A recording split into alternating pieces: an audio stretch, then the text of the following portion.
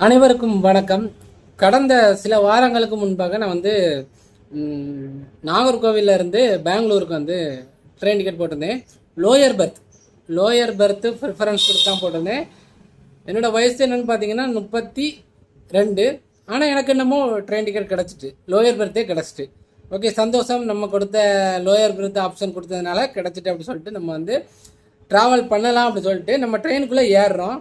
ட்ரெயினுக்குள்ளே ஏறினதுக்கப்புறம் தான் ஒரு வயசான பாட்டி தம்பி என்னால் மேலே ஏற முடியாது, எனக்கு இதுக்கு அடுத்த இதில் மிடில் பெர்த்து, நீ கொஞ்சம் அங்கே போய் மாறிக்கிறியா அப்படி சொல்லிட்டு கேட்டாங்க. நான் மிடில் பெர்த்து அப்படிங்கிறோடனேயே யோசிச்சாச்சு.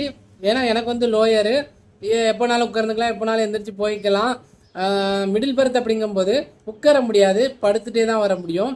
அப்படிங்கிற ஒரு சின்ன ஒரு இதில் நான் மிடில் பெர்த்தான்னு சொல்லிட்டு யோசிச்சுட்டே இருக்கிறதுல அவங்க பையன் சின்ன குழந்தைகள்லாம் இருக்குது, கொஞ்சம் லோயர் பெர்த் தர முடியுமா அப்படின்னு சொன்னாங்க. நான் ஒன்று கட் அண்ட் ரைட்டாக சொல்லியாச்சு, எனக்கு மிடில் பெர்த்து தேவையில்லாத ஒன்று. ஏன்னா மிடில் பெர்த்தில் என்னால் நினச்சதை இப்போ நான் ஒரு படிக்கிறேன், ஒரு புக் எடுத்து படிக்கிறேன் அப்படின்னாலுமே என்னால் உட்கார்ந்துட்டு படிக்க முடியாது, படுத்துட்டு தான் எதாவது செய்ய முடியும். அது எனக்கு தேவையில்லாத ஒன்று, அதனால் நான் தர முடியாது அப்படின்னு சொல்லிட்டு சொல்லியாச்சு. அவங்க கொஞ்சம் நேரம் யோசிச்சு பார்த்தாங்க. ஆனால் அவங்களுக்கு அப்பர் பெர்த்தும் இருக்குது. அப்பர் பெர்த் இருக்குது, ஆனால் அப்பர் பெர்த்தை வச்சுக்கிட்டு என்கிட்ட மிடில் பெர்த்தை மாற்றுறதுக்கு பிளான் பண்ணிட்டு இருக்காங்க.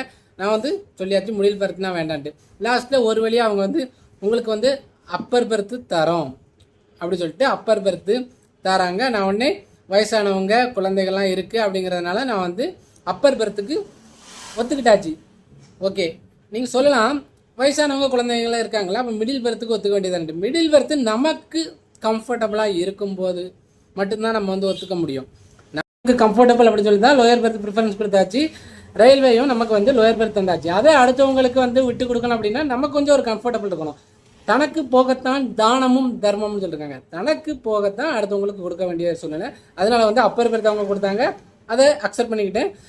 கொஞ்சம் ஒரு குறிப்பிட்ட டைம், ஒரு நைட்டு ஒரு 10 மணிக்கு மேலே நானே என் செல்ஃபோன் டார்ச்சர், அதாவது எல்லாருக்குமே டிஸ்டர்பன்ஸாக இருக்குன்னு சொல்லிட்டு லைட்டே அணைச்சாச்சு. எனக்கு கொஞ்சம் படிக்க வேண்டியது இருந்துச்சு ஒரு எக்ஸாமுக்காக. அதை நான் டார்ச் அடித்து, என்னோட செல்ஃபோன் டார்ச் அடித்து நான் படிச்சிருக்கேன், டிஸ்டர்பன்ஸ் இருக்கக்கூடாதுங்கிறதுக்காக. அப்போ இப்படி தான் நம்ம இது பண்ண முடியுமே தவிர வேறு எதுவுமே பண்ண முடியாது. நான் இப்போ இந்த வீடியோ எதுக்கு போடுறேன்னா, லோயர் பெர்த்து நீங்கள் ஏஜ் அதிகமானவங்களுக்கு தான் கிடைக்கும் அப்படி சொல்லிட்டு நிறைய பேர் சொல்லிட்டு இருக்காங்க. இல்லை ஏஜ் குறைஞ்சவங்களுக்கும் லோயர் பெர்த்து சில டைம் கிடைக்கிறது. அதனால் நீங்கள் தாராளமாக லோயர் பெர்த்து கொடுத்து புக் பண்ணுங்கள். உங்களுக்கு கிடைச்சா நல்லது, இல்லைன்னா எது கிடைக்குதோ அதை ஏற்றுக்கிடுங்க. அடுத்த ஒரு நல்ல வீடியோட சந்திப்போம். தேங்க்யூ.